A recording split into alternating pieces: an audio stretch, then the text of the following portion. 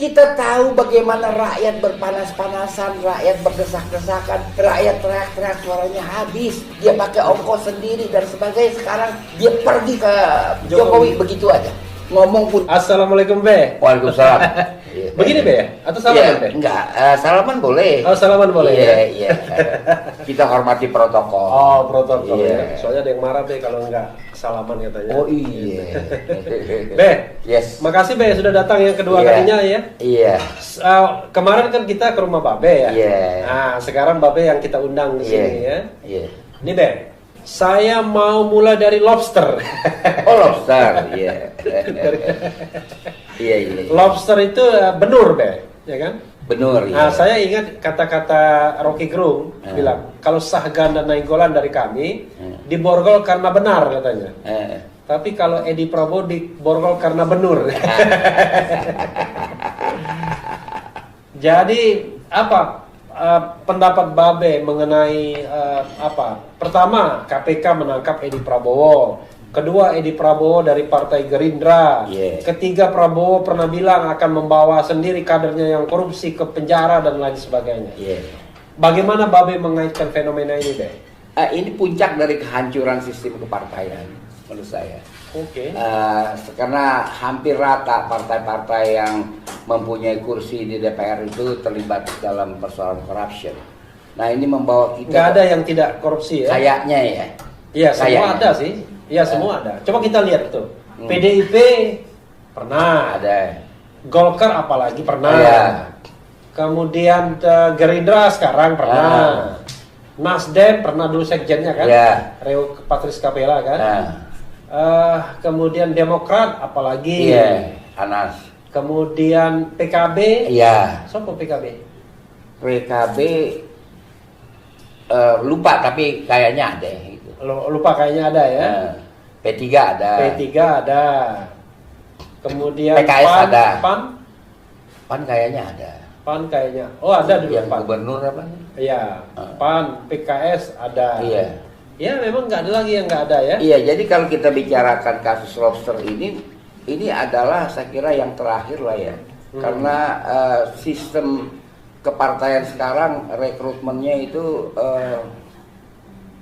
terbatas, ya kan? Iya. Kita lihat bahwa di Kalimantan Timur ada bupati ketangkep, istrinya kena, karena istrinya ketua DPRD. Ya. kan? Yang sekarang Menteri Lobster ketangkep, menterinya kena juga. Bukan lobster Be, benur. Menteri benur. Menterinya kena juga, istrinya kena juga. Oke. Sekarang udah meningkat kepada pasangan, ya kan? Jadi ada perluasan atau pendalaman korupsi. Jadi karena itu menurut saya sistem politik kita itu partai di parlemen saja, nggak usah di pemerintahan.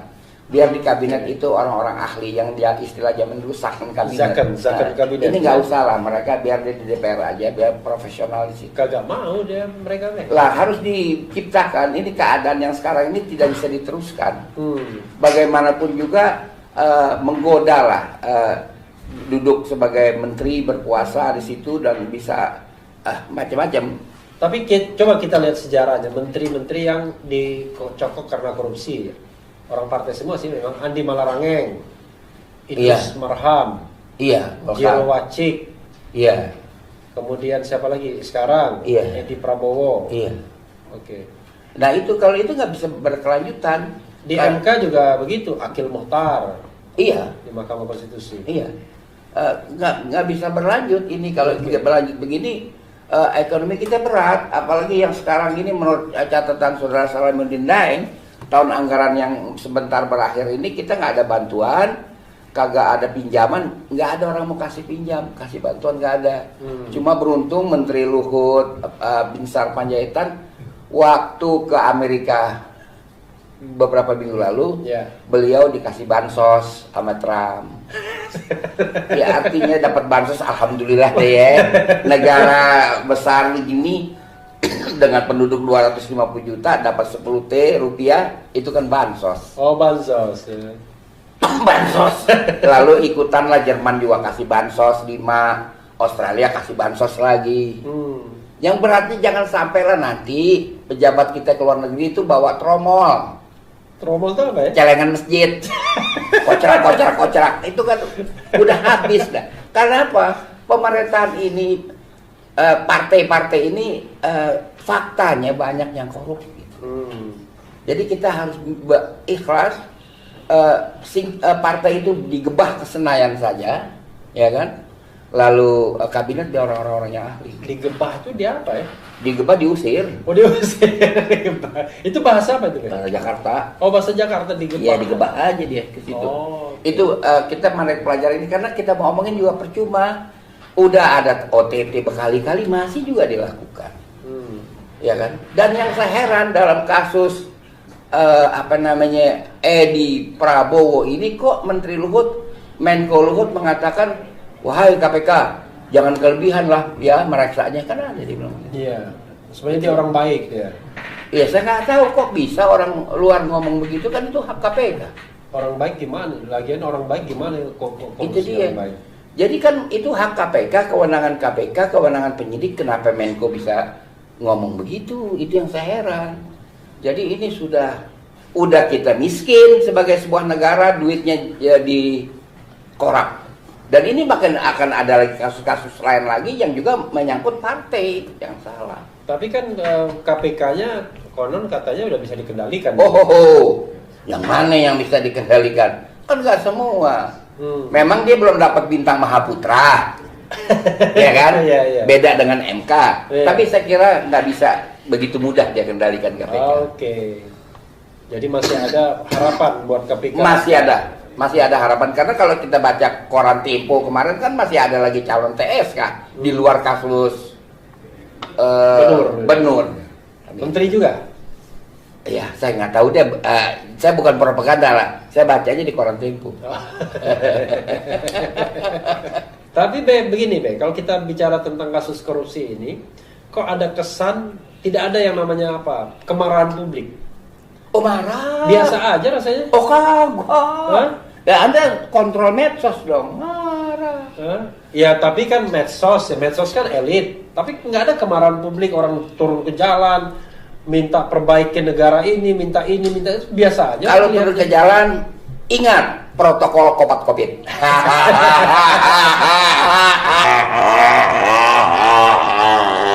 Tetapi reaksi itu ada, orang kagak diam. Ya, tapi tidak segila misalnya ya. Habib Rizik datang pulang dari ini, orang ramai datang. Tapi ini biasa aja. Begini, saya mendengar kabar partai di mana TSK Menteri urusan Benur ini terlibat, itu partai kan mencalon pilkada nih. Yang tanggal 9 nyoblos. Iya. Saya dengar bahwa ada gangguan rating akibat kasus ini. Gangguan rating untuk pilkada? Iya. Pilkada di mana? Bukan pilkada, ada di beberapa jumlah tempat. Enggak, gangguan rating itu di pilkada mana? Di pilkada mereka masing-masing tempat daerah. Saya dengar keluhan dari para jurkam mereka itu sendiri. Tapi kan ini pengaruhnya pada Gerindra dong, bukan pada Presiden Jokowi. Iya, tapi kan Gerindra ber-CS dengan PDIP di 24 daerah pemilihan. 26 daerah pemilihan. Iya. Jadi termasuk di Medan. Kayaknya begitulah ya. Terjadi bukan kayaknya begitu. Iya, makanya jadi di Medan itu calon wali kotanya mantu Jokowi. Calon wakil wali kotanya kader Gerindra. Iya, jadi dia PDI dengan Gerindra kan berporos. Iya. Karena Edi Prabowo ini orang Gerindra, maka saya mendapat informasi bahwa rating mereka calon-calon itu mengalami kemerosotan. Jadi ada dong reaksi orang, bukan kagak ada. Tapi nggak gede, nggak besar. Sampai bilang. Atau gini Bek, kalau kita mau bicara ya, sebagai contoh misal ya, itu partai politik seperti Golkar misalnya. Iya. Oh iya, ada yang lebih gila lagi, Setia Novanto kan? Iya. Kemarin Setia Novanto ketua umumnya, lalu sekjennya kena juga 2 kasus. Iya. Idrus Marham. Tapi buktinya Golkar tetap nomor 2 kursinya. Oke, Refli Harun, Anda jangan lupa pemilu Pilpres Amerika kan bermasalah juga. Kenapa dengan Pilpres Amerika? Kan bermasalah, Iya. kan adegan-adegan cukup rame. Jadi kalau kita bicara Pilpres, apakah itu masih bisa dipertahankan? Election itu masih bisa dipertahankan? Itu kan sekarang question mark. Oke. Nah, saya bicara pileg tadi ya. Iya. Jadi question mark-nya adalah apa? Emang Babe tidak mau pemilihan langsung lagi? Wah, pahaman saya beda dengan Pak Refli Harun. Saya berpaham kembali ke Undang-Undang 45. Weh, Undang-Undang Dasar 45 kan pemilihan Yang juga. asli, enggak, yang dipilih itu sama dengan Amerika memilih pemilih kan gitu kan. I know. Maksudnya kan tadi kan saya bilang Golkar. Golkar walaupun kena kasus korupsi ya kan? Tetap aja kok bisa menang. Oh iya, yang namanya bisa aja menang. Setia Novanto kita tahu. Iya. Idrus Marham, tapi tetap Iya. nomor 2 kursinya. Iya. Artinya kan tidak ada punishment dari Iya, masyarakat. nggak ada punishment. Jadi kita beginilah saya mengatakan kelembagaan election dan bagaimana penyelenggaraan election itu, jangankan di Indonesia, di Amerika pun menjadi pertanyaan. Itu maksud saya. Jadi bisa menang orang, bisa menang Oke, itu. artinya faktornya tidak hanya itu ya. Iya. I know, luar biasa. Oke. Gini Be, kalau Babe mau bisa menyarankan kepada Presiden Jokowi, kayaknya korupsi ini dibilang extraordinary crime, ya. Tapi kok biasa saja penanganannya, tidak extraordinary. Bahkan dikatakan KPK dilemahkan. Iya. Kalau Babe jadi penasihat presiden, ya, Presiden Jokowi ini, apa yang mau dilakukan, apa yang mau dinasihatkan? Sebaiknya biar menteri nggak dicokok lagi, lalu korupsi nggak ada lagi di Republik ini. Ya kan kewenangannya itu dibatasi. Kita dari sistem mengatasinya, ya kan. Sekarang DPR aja punya kewenangan pelaksanaan anggaran. Zaman saya nggak ada kebijakan aja kita terlibat. Sekarang sampai pelaksanaan dia terlibat. Oke. Nah, jadi lewat sistem. Kemudian juga ini kewenangan menteri-menteri dibatasin. Kan sekarang dia bisa nunjuk pedagang apa namanya benur itu siapa ya? Dia nunjuk, ya kan? Ya enggak?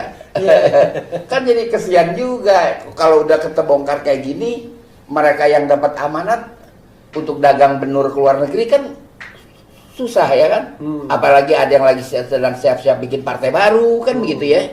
Jadi soal lebih baik dibatasi kewenangannya itu.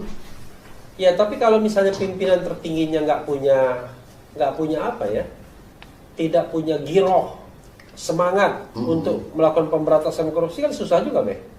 Semangatnya ada, cuman problem stylingan itu duduk soal barangkali itu yang nggak dikuasai. Oh duduk soal. Kalau semangat ada. Tahu dari mana ya kalau semangat? Oh di waktu dia calon gubernur aja dia nyemplung ke got, itu kalau nggak punya semangat gimana caranya? Apa beda? Maksudnya apa hubungannya? Iya ada kan kita bicara semangat, Oh, bicara semangat. kira. Oh, okay. Saya aja masih mikir nyemplung ke got, dia nyemplung ke got. Gimana? Jadi problem stylingan duduk soal itu yang harus dikuasai. Gitu.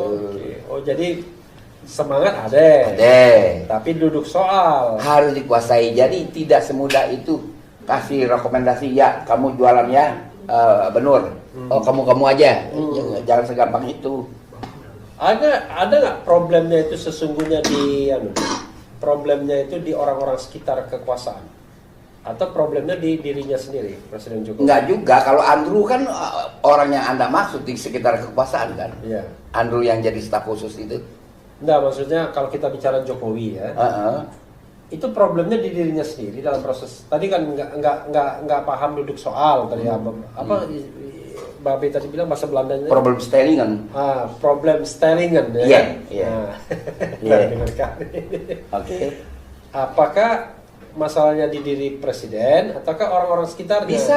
Bisa saja. Kan banyak juga kita punya kawan, bersahabat, ini kawan kita nggak bisa hindari desakannya. Kan ada.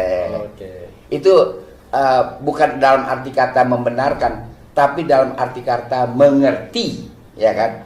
It can be understood, bukan arti dibenarkan bahwa ada kawan yang tidak bisa dihindarkan keinginannya. Itu biasa dalam pergaulan. Lalu? Lah, ya. Untuk menghindarinya? Menghindarinya apa bisa diputus hubungan dengan itu kawan, kan nggak semudah itu. Orang kan perlu kawan. Ya, tapi kalau sudah jadi berkuasa, jadi orang nomor satu kan nggak boleh begitu lagi, Be. Ya, memang seharusnya begitu, tapi bagaimana cara menghindarinya? Saya bilang nggak boleh begitu, seharusnya begitu. Enggak, bagaimana cara menghindarinya? Karena yang merasakan adalah yang bersangkutan. Bagaimana kita minta yang bersangkutan hindarkan ini bapak, hindarkan ini ibu, kalau dia perempuan, ya kan? Ya. Kalau dia udah berumur, hindarkan ini nenek, kan gitu. Kan itu cara Melayu ya, kita bicara cara Melayu aja, nggak ada maksud apa-apa, ya kan? Tolong hindarkan nih nenek, kan begitu. Kalau dia udah berumur, kalau masih muda, tolong hindarkan nih ibu. Nah itu bagaimana? Saya nggak ngerti ini maksudnya apa ini? Ya maksudnya bisa dimengerti bahwa itu urusan kawan dekat kan. Oh, urusan kawan dekat. Iya. Kita suruh menghindar. Kenapa kakek nggak dihindari tadi? Kan kakek ada juga mungkin ya? Kakek, oh ada juga.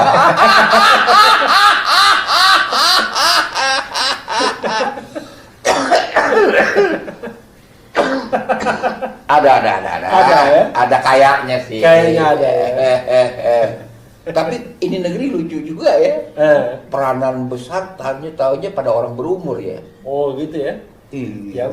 Ya mungkin gara-gara Mahathir juga ini. Atau Joe Biden. Kan nanti Joe Biden 78 dilantik nanti. Dia tanggal ini sekarang udah 78 tahun. Beda. Joe Biden terlihat dia telanjang dada waktu dia nyuci mobilnya yang mewah itu. Terlihat itu otot-ototnya masih oke. Oh, dia masih oke.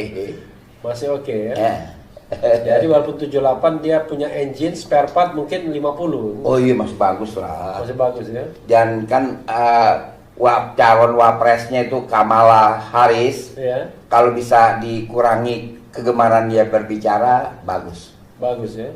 Karena dia doyan bicara itu Kamala Harris. Termasuk dia juga bilang we stand for Israel, we stand with Israel. Itu kan kebanyakan yang ngomong. Oke. Babe usia berapa sih, Robe? Apa? Babe usia berapa? 78. Oh, sama dengan Joe Biden. Tuan saya dia baru Dia Januari baru 78. Enggak, 20 November kemarin dia 78. Kau udah sama saya kan Juli, 2 Juli. Oh, 2 Juli. Kalah dia sama saya menang bulan. Oke, 2 Juli. Dan kayaknya pengalaman politiknya lebih banyak Babe daripada Joe Biden ya. Oh, tapi dia orang pinter lah. Kita harus akui, ya kan. Untuk bagian ini nih, apa yang Babe ingin closing statement kan? Closing statement saya, bentuklah pemerintahan tanpa partai politik. Itu jalan keluar yang sebaik-baiknya bagi kita untuk menyelamatkan keuangan negara. Tanpa partai politik? Tanpa partai politik. Zakon kabinet? Ya? Zakon kabinet. Itu. Realistis nggak itu, Be? Realistis. Lalu realistis. Lalu orang-orang ini apa yang mau dicari? Nanti dianggap cari tulang doang nanti. Terserah dia mau ngapain. Ya kan dia suruh di DPR aja. Kan dia sudah ada bantuan partai kan? Iya. Nah, emangnya partai zaman dulu tahun 50. Tapi kan partai-partai melotot semua pengen jadi menteri gitu. Iya, tapi jangan dikasih. Oke. Iya. Realistis nggak nanti mereka nggak mau dukung dong kalau begitu. Ya bagaimana cara menyelamatkan negara ini? Kalau nggak ini ambruk nih negara. Kalau begini caranya digeragotin terus. Dan problemnya di partai politik ya? Problemnya partai politik. Oke. Ya kita berharap bahwa Zakon, pronunciasinya apa? Zakon atau Sakon? Sakon ya, Sakon kabinet ya. Dulu sering sekali kita mendengar Sakon kabinet dalam era pemerintahan 50-an ya. 50 sampai 59. 59 itu zaman demokrasi liberal ya. Oh, jago-jago. Demokrasi parlementer. Yeah. Menterinya jago-jago. Dan jujur ya. Selama 9 tahun tidak ada sepotong menteri yang kena perkara. Bahkan sepotong pun nggak ada. Kalau sekarang kan ilah Allah, ngitungnya aja kita capek, udah lupa. Tadi ya Babe ngomong, dia minta maaf tuh, Menteri Edi Prabowo minta maaf. Kenapa Babe nggak bisa memaafkan? Bukan yang minta maaf, bukan Edi Prabowo. Yang minta maaf itu atas nama partai, saudara Muzani. Oke. Sekjen. Iya. Iya. Iya begitu. Saya nggak ada persediaan maaf buat dia. Kenapa? Lah yang lebih gede yaitu dia tinggalkan puluhan juta pemilih pada di Lebak Bulus, kok nggak minta maaf? Itu kan lebih gede. Puluhan juta pemilih Prabowo ditinggalkan begitu aja, dia pergi ke Jokowi. Oh begitu. Wah ini kok Babe bisa marah nih? Oh iya dong. Kita tahu bagaimana rakyat berpanas-panasan, rakyat berdesak-desakan, rakyat teriak-teriak suaranya habis. Dia pakai ongkos sendiri dan sebagainya. Sekarang dia pergi ke Jokowi begitu aja. Ngomong pun nggak sampai gini hari. Kok nggak minta maaf? Jadi persediaan maaf Babe ada habis? Habis, sudah habis. Emang Babe timnya Prabowo kemarin? Kita membantu dia dong. Oh. Tapi saya terharu dengan ibu-ibu, dengan mama. Oke. Dia berjemur di panas, teriak-teriak, penuh pengharapan. Dan mereka tidak mengharapkan apa-apa jikalau Pak Prabowo menang. Kok digituin aja di Lebak Bulus? Oke. Wah ini luar biasa nih Babe. Baru kali ini saya lihat Babe marah. Tapi setelah marah ketawa lagi. Begitu. Tapi itu serius ya Be ya. Jadi ini seperti apa jadinya? Ada korupsi dari Partai Gerindra ini?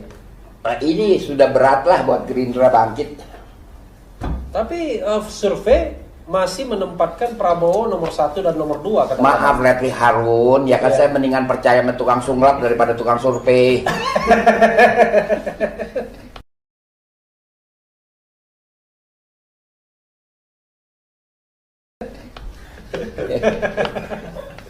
Jadi lebih percaya tukang sulap daripada tukang survei. Iya. Boleh nih dikutip Beh, nanti tukang survei marah semua dong. Ya itu kan hak pribadi saya. Oke. Masa nggak boleh? Soalnya sekarang apa-apa ITE, apa-apa ITE. Oh, apa yang ITE? Bang saya percaya sama tukang sulap kok. Oke. Buktinya itu YouTuber yang suka main sulap dulu kan pengunjungnya besar. Siapa namanya? Dedi. Iya. Dedi Corbuzier. Iya kan pengunjungnya besar. Iya kan artinya banyak orang percaya sama dia. Daripada tukang sulap. Daripada tukang survei. Oke. Tapi jangan dikelirukan, bukan tukang survei itu tidak bisa dipercaya. Saya lebih percaya kepada tukang sulap daripada tukang survei. Itu hidupnya. Oke, luar biasa. Nah, kalau percaya tukang sulap, ya kan? Kira-kira Prabowo masih ada peluang nggak 2024? Nggak ada lah. Kagak ada. Nggak ada, selesai dia. Selesai. Oh, surveinya tinggi masih? Ya silahkan aja kan. Oh iya, saya harus menjawab lagi kan. Kalau gitu terakhir buat Prabowo apa saran Babe? Ya saya kira buat dia sportif saja ya kan. Ya. Ini berpolitik itu bukan bakat dia gitu. Oke. Bukan bakat dia. Karena itu menteri kan menjadi bakat. Oh, Ya. menteri itu berpolitik ya? Berpolitik nggak gampang, Refli. Kita itu mesti ada blood gitu.